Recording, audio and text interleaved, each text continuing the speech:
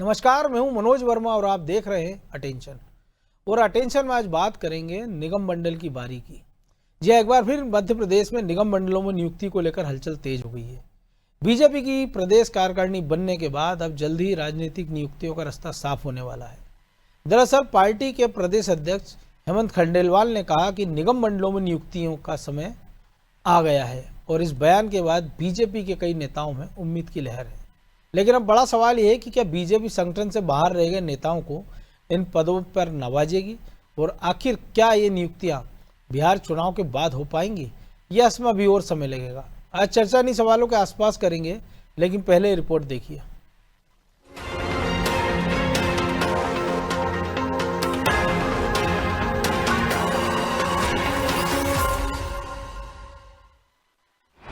राजनीतिक नियुक्तियों का रास्ता साफ। क्या नियुक्तियां होंगी बिहार चुनाव के बाद? एक बार फिर प्रदेश में राजनीतिक नियुक्तियों को लेकर हलचल तेज हो गई है।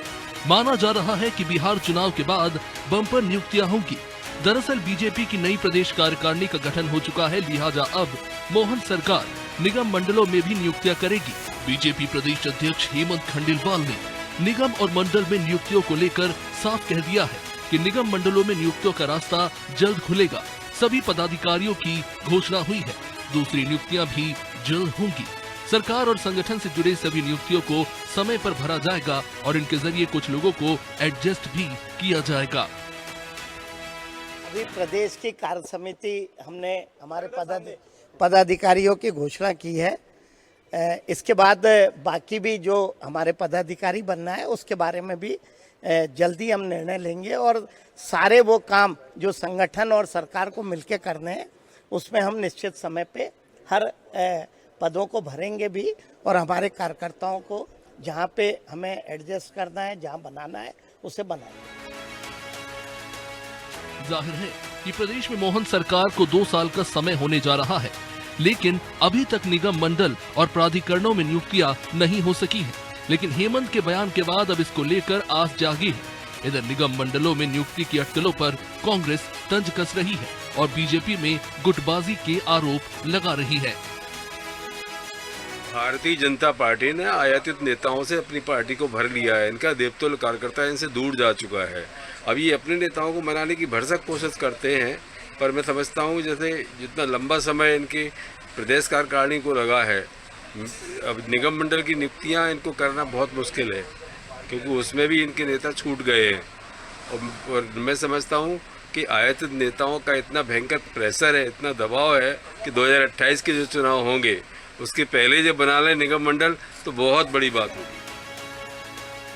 राजनीतिक विश्लेषकों का ये मानना है कि उन नेताओं को निगम मंडलों में स्थान दिया जाएगा जो लंबे समय से संगठन में सक्रिय हैं, लेकिन इस बार प्रदेश कार्यकारिणी की सूची में जगह नहीं बना पाए। जिस तरह से बीजेपी ने संगठन में कई नए चेहरों को मौका दिया है, इसी तरह बीजेपी निगम मंडलों में कुछ वरिष्ठ और कुछ नए चेहरों को मौका दे सकती है, ताकि सत्ता संगठन में संतुलन और अनुभव दोनों बना रहे। हालांकि अब देखना दिलचस्प होगा कि बिहार चुनाव के बाद किन नेताओं की लॉटरी खुलती है। ब्यूरो रिपोर्ट, अनादि टीवी।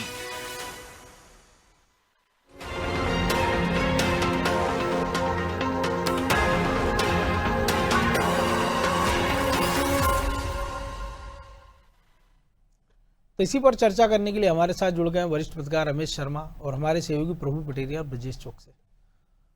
बहुत स्वागत है शर्मा जी आपका अनादि टीवी में। और जिस कार्यकारिणी के बारे में हेमंत खंडेलवाल ने खुद कहा था कि हमारे वरिष्ठ नेता अभी बिहार चुनाव में लगे हैं और 14 नवंबर के बाद आएगी, और उसके अगले दिन कार्यकारिणी आ गई थी, और अब फिर आज उन्होंने कहा है कि अब बिहार के चुनाव के बाद बाहर आ सकती है। तो क्या लग रहा है कि इस बार पहले आ जाएगी या 14 नवंबर का इंतजार होगा? और ये भी हो सकता है कि कई सारे ऐसे तमाम सारे नेता, पूर्व मंत्री, पूर्व विधायक हैं जिनकी ड्यूटी बिहार चुनाव में लगी है, अगर नतीजे एनडीए की उम्मीदों के मुताबिक आते हैं तो हो सकता है उनको इनाम के रूप में निगम मंडलों का पद मिल जाए। इसलिए उम्मीद है कि हो सकता है 14 नवंबर के बाद ये सूची आए। देखिए, इसको जो मुझे लग रहा है कि निगम मंडलों की नियुक्ति एक लंबी सूची के साथ होने की संभावना मुझे कम लग रही है, और मुझे लग रहा है कि ये भी थोड़ा थोड़ा करके होंगे। अगर 2-4 लोगों की नियुक्तियां बिहार चुनाव के दौरान भी हो जाए तो कोई आश्चर्य नहीं है। और कुछ काफी लोगों की नियुक्ति बिहार चुनाव के बाद, और कुछ लोगों की नियुक्ति बहुत संभव है कि जो भाजपा अपना 2 साल का जो कार्यक्रम बनाएगी दिसंबर में जो मनाने जा रही है, उसके बाद कुछ लोगों की नियुक्ति हो। क्योंकि किसी भी राजनीतिक दल में 2 प्रकार के कार्यकर्ता होते हैं। एक तो वो होते हैं जो चुनावी राजनीति में सक्रिय होते हैं और प्रचार के लिए भी जाते हैं, तो जैसे कई लोगों की ड्यूटियां बिहार के लिए लगी होंगी जी। लेकिन कई लोग ऐसे होते हैं जो चुनावी राजनीति में हिस्सा नहीं लेते, कहीं ना कहीं रणनीति के निर्माण में हिस्सा लेते हैं और वो प्रचार के लिए इधर उधर नहीं जाते। ऐसे लोगों की नियुक्ति अगर इस बीच में हो जाए 2-4 लोगों की, तो उसमें मुझे कोई आश्चर्य नहीं दिखता। ये मुझे लग रहा है कि इसको हमको 3 तारीखों पर कुछ ना कुछ नियुक्ति होगी। बीच में 1-2 लोग हो सकते हैं, कुछ लोग बिहार चुनाव के बाद हों और कुछ लोग जो है वो अपना जो वार्षिक उत्सव है उसके बाद की नियुक्ति हो। लेकिन इसमें जिन लोगों को संगठन में जगह नहीं मिली अभी और जो संगठन में अभी पदाधिकारी रहे हैं जी। उनमें से अगर किसी एक आध की नियुक्ति, 2 की नियुक्ति अभी जल्दी हो जाए तो वो फिर बहुत आश्चर्य नहीं। जैसे कार्यालय मंत्री राघवेंद्र जैसे लोगों की अगर जल्दी नियुक्ति हो जाए तो आश्चर्य नहीं। लेकिन फिर भी भाजपा की कुछ कार्यशैली ऐसी हो गई है, कुछ भविष्यवाणी करना थोड़ा जरा जल्दी होते हैं, वो कई बार अनुमानों से अलग हट करके भी वो उनके निर्णय होते हैं। जी। लेकिन आपको लग रहा है कि ये निर्णय इतने चौंकाने वाले हो सकते हैं? नहीं, चौंकाने वाले का निर्णय ऐसा नहीं होगा। जैसे इस कार्यकारिणी को भी मैं बहुत चौंकाने वाली नहीं समझता, चौंकाने वाला नहीं होगा। ये ठीक है कुछ नामों पर हमारा ध्यान ना हो और वो नाम आ जाएं, लेकिन संतुलन की दृष्टि से मुझे निगम मंडल में कोई चौंकाने वाले नाम नहीं दिख रहा, ना मुझे कार्यकारिणी में कोई चौंकाने वाले नाम नहीं दिख रहे। इसमें आप अगर देखेंगे, हालांकि वो विषय आज का नहीं है, इसमें क्षेत्रीय संतुलन है, इसमें जाति का संतुलन है, इसमें वर्ग का संतुलन है, इसमें नेताओं का संतुलन है। और एक सबसे बड़ी बात इस पूरी कार्यकारिणी जो 28-29 लोगों की है कि वर्किंग कमेटी की जब बैठक होगी तो उसमें असहमति के स्वर उसमें बहुत कम नहीं होगा। तो स्वाभाविक रूप से अगर आप देखेंगे तो संघ से कितने लोग जुड़े हैं, संगठन से कितने लोग जुड़े हैं, बहुत स्पष्ट कार्यसूची है। तो इसमें एक भी नाम मुझे इसमें चौंकाने वाला नहीं है।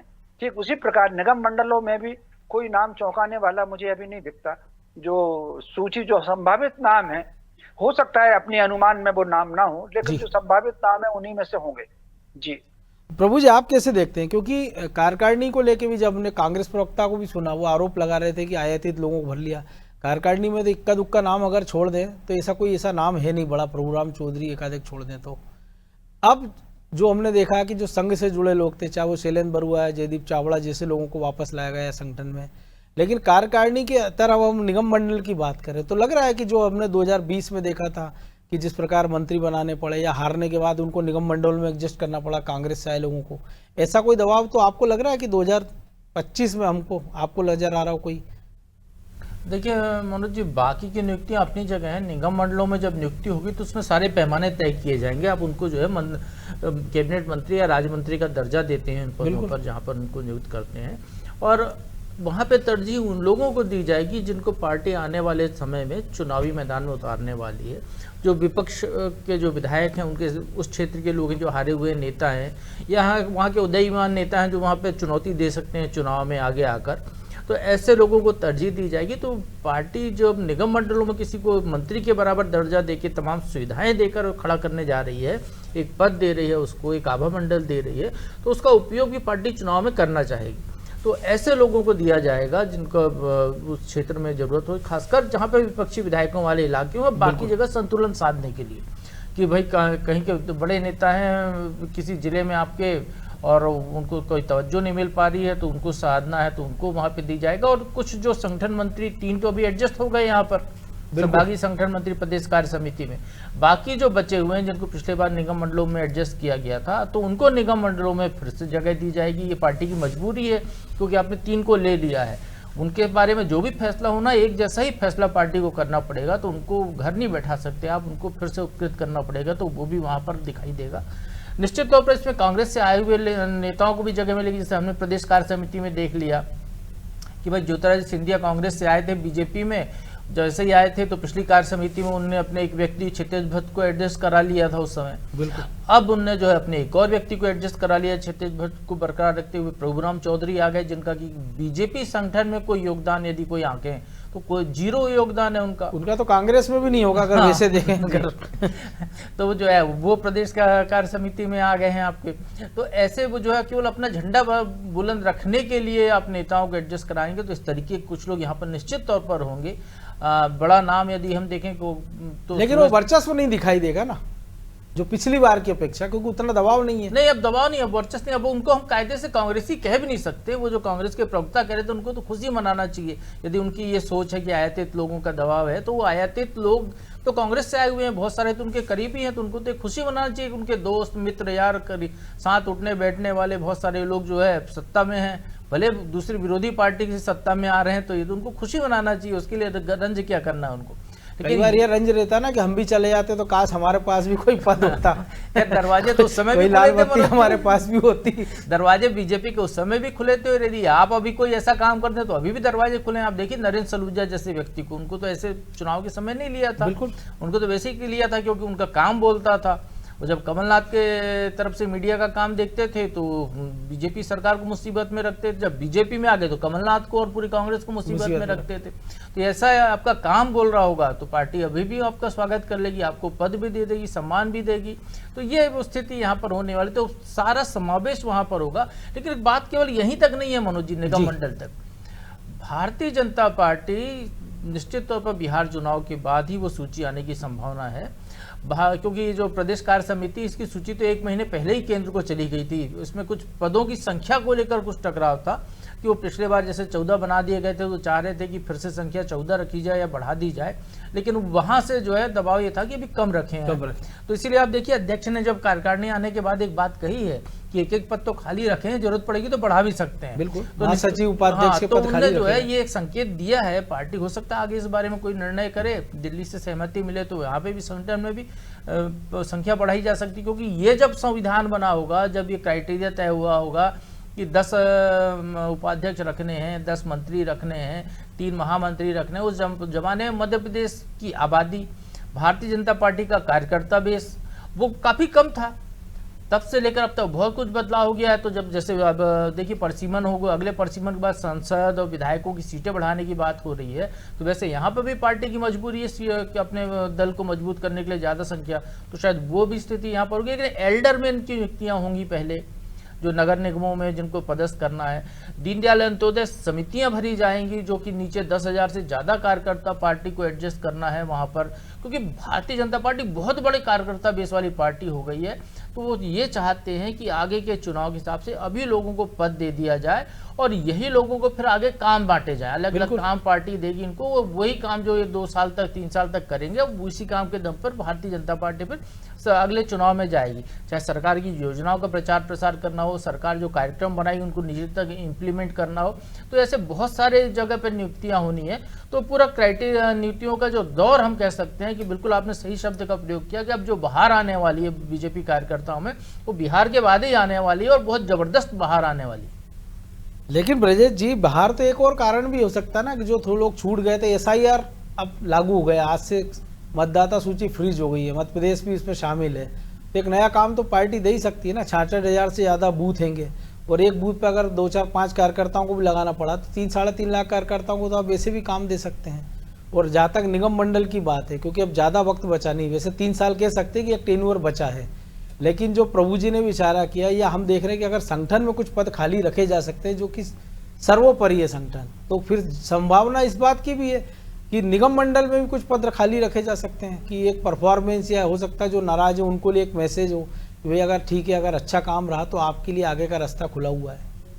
निश्चित तौर पर मनोज जी रखे ही जाते हैं खाली। आप पिछली बार देखिए कि तमाम निगम मंडलों में कैसे लोगों की नियुक्ति की गई थी, जो या तो दावेदार थे, टिकट के उम्मीदवार थे या दावा जता रहे थे, उनको एडजस्ट किया गया था। जो आए थे कांग्रेस से उन लोगों को एडजस्ट किया गया था और सबको एक साथ में हटा दिया गया था। क्या सभी लोगों को टिकट थोड़ी नहीं दे दिया था, इस आधार पर उनकी नियुक्ति भी नहीं हुई थी भाई कि उनको टिकट दिया जाएगा या इनके भावी नेता बनाएंगे इनको। वो उन जगह पे जो प्रभु जी कह रहे हैं कि जहाँ पे विपक्ष का विधायक है वहाँ पे मजबूत करने के लिए ऐसे लोगों को नियुक्ति की जाती, लेकिन बाकी के लोगों को तो एडजस्ट ही किया जाता है, चाहे संगठन में एडजस्ट करना हो, चाहे आपको निगम मंडलों में एडजस्ट करना हो। जैसा आपने कहा कार्यकर्ता तो बहुत है, काम दे सकते हैं उनको SIR में, तो लेकिन दे तो सकते हो आप, कार्यकर्ता को मलाई खाने की भी तो जरूरत है ना, सिर्फ काम ही काम पे लगाते रहोगे तो फिर वो कैसे। तो आप देखिए नियुक्तियाँ तो आपको करना पड़ेंगी और नियुक्तियाँ जल्दी से जल्द करना पड़ेगी, क्योंकि आप पिछली बार भी हमने देखा है, इससे पहले आपने देखी कमलनाथ जी की सरकार में जाते जाते वो नियुक्तियां कर गए थे, तो क्या फायदा हुआ उनके कार्यकर्ताओं को। लेकिन उनको ये पता था कि सरकार जा रही है तो कुछ ऐसी नियुक्तियां कर गए थे वो कि पिछड़ा वर्ग आयोग है, लेकिन वो सब फंसे रहे ना, उनको कोई लाभ तो। नहीं हुआ ना, कार्यकर्ताओं को लाभ हुआ, उससे पब्लिक को और नुकसान होगा है। आयोग में आपने अध्यक्ष बैठा दिए, तो उनका ये हो गया ना, वो लिख सकते हैं कि पूर्व पिछड़ा वर्ग आयोग अध्यक्ष, पूर्व महिला आयोग अध्यक्ष। मनोज जी, उसका ये नुकसान हुआ कि मध्य प्रदेश में 2 पिछड़ा वर्ग आयोग अभी भी काम कर रहे हैं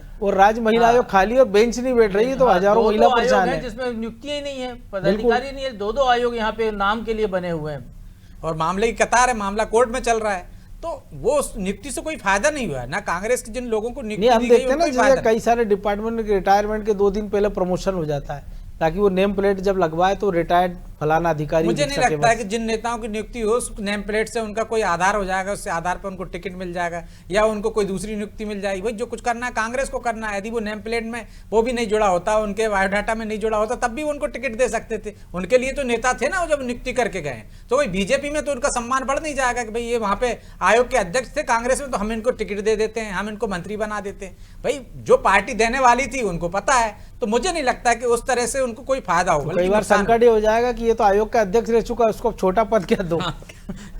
देखिए वहां छोटे बड़े से कुछ नहीं होता, हमने मुख्यमंत्री को मंत्री बनते देखा है।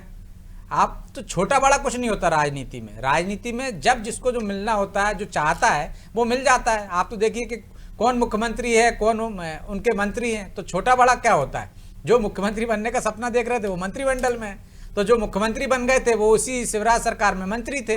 तो राजनीति में ये सब चलता रहता है। लेकिन जो आपने कहा है कि कुछ पद खाली रखे जाएंगे, निश्चित तौर पर रखे जाते हैं, जैसे संगठन में रखे जाते हैं वैसे ही आप देखिए निगम मंडल में भी रखे जाएंगे, क्योंकि तब आप किसी को प्रलोभन कैसे दोगे कि भाई आप दावेदार हो, आपको टिकट नहीं मिला तो आपको नियुक्ति कर देंगे, निगम मंडल में नियुक्ति कर देंगे। तो आपको संतुष्ट करने के लिए भी कुछ पद रखने पड़ते हैं, चाहे वो निगम मंडल में हो चाहे अन्य जगह हो। एल्डरमैन की जो बात कर रहे थे प्रभु जी, आप देखिए एल्डरमैन की नियुक्ति कब करने वाले हो आप, कितना समय निकल गया। विधानसभा से पहले हुए थे नगर निगम के चुनाव, इससे पिछली बार देख लीजिए आप, एल्डरमैन की नियुक्ति नहीं हो पाई थी। तो ये परिस्थितियां रहती हैं, तो कार्यकर्ता नाराज हो जाता है। लगातार जो एंटी इनकम्बेंसी है वो कार्यकर्ताओं में भी इसी वजह से होती है कि आप जो पद उनको समय पर मिलने चाहिए थे वो मिलते नहीं है, चाहे संगठन की बात हो, चाहे अंत्योदय समिति की बात हो, चाहे अन्य जगह की बात हो। आप एंड टाइम पे कुछ पद रख लीजिए आप रिक्त करके, कि जो लोगों को संतुष्ट कर सके। लेकिन बाकी के पद आप तमाम तरह के रिक्त रखेंगे तो मुझे लगता है उससे दिक्कत होती है। और इसी वजह से इस बार जल्दबाजी होने वाली है, जो बिहार के बाद आपने कहा है, बिहार चुनाव के बाद मुझे लगता है कि जल्द से नियुक्तियां हो जाएंगी। लेकिन शर्मा जी, इसमें कोई और बड़ी चुनौती आप देख रहे हैं कि जो नामों का सिलेक्शन करना हो, क्योंकि लंबी फेहरिस्त है, प्रभु जी ने कहा, आपने भी कहा कि उनमें से छांटना, क्योंकि पद तो गिनती के ही है। निश्चित रूप से उसमें होगा, सिलेक्शन में कठिनाई तो आती है, क्योंकि टोटल अगर छोटे बड़े सब पद मिला करके देख लें तो करीब 64-65 निगम मंडल होते हैं, तो उसमें सिलेक्शन करना थोड़ा कठिन काम तो होता ही है। लेकिन फिर भी जिनका सिलेक्शन किया जाता है बहुत सोच समझ के किया जाता है। एक बात जरूर मैं कहूंगा कि पद खाली और नहीं होने पर कई बार सरकार जो हमको बाहर से दिखती है वो उसका स्वरूप बिल्कुल अलग होता है, वो सरकार के भीतर का स्वरूप बिल्कुल अलग होता है। ये प्रकृति का नियम है। चेहरे से कोई कितना सुंदर हो सकता है, लेकिन अगर चेहरे के भीतर आप देखेंगे तो शरीर के भीतर कितने प्रकार की कोशिकाएं और कितने प्रकार के पदार्थ हैं, उसका स्वरूप अलग है। यही बिल्कुल आप सरकार के मामले में रखिए।